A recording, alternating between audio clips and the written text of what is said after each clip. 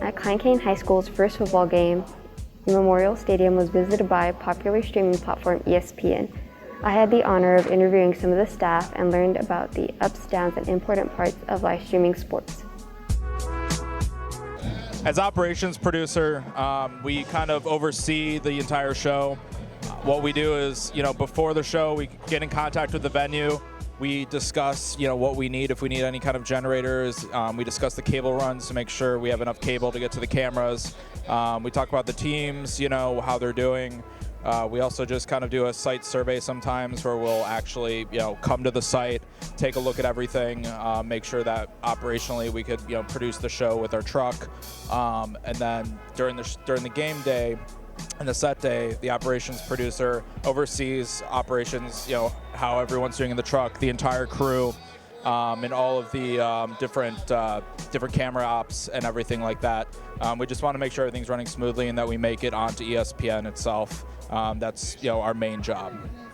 What needs to be done in order to start streaming? Well, from my perspective, or from my side of the broadcast, once again, it involves me getting the truck and the B unit to the venue, and of course power and all the cable rigging, and then just all of the internal routing in the truck and making sure that all the systems are talking to each other, making sure that the audio engineer, the video engineer, and all of the other personnel get what they want from the truck, equipment-wise, and technically just make sure that all the equipment works. And for instance, here for the game here at the venue, we are using a IP encoder for our transmission, so there's no live truck here in that instance.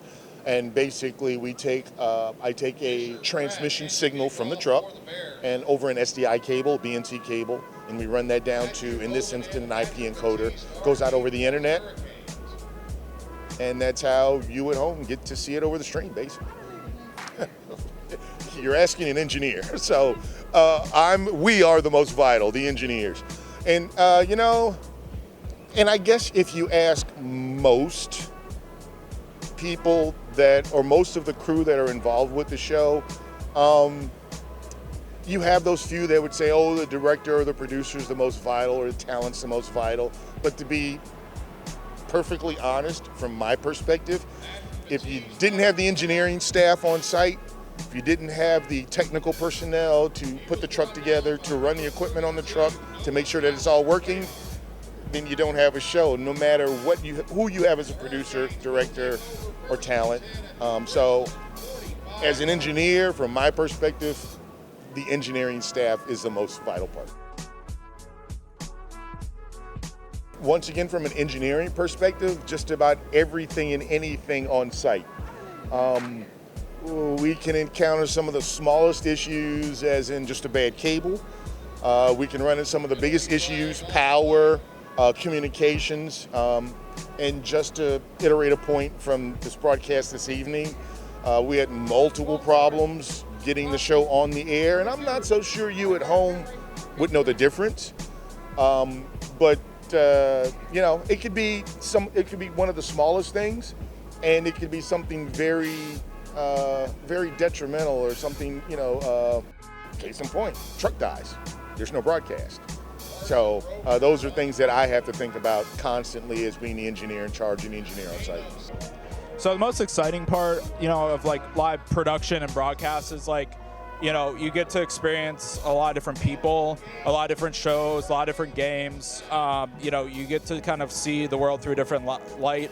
I really enjoy the fact that, I'm, thousands of miles from home producing a show that, can be seen everywhere.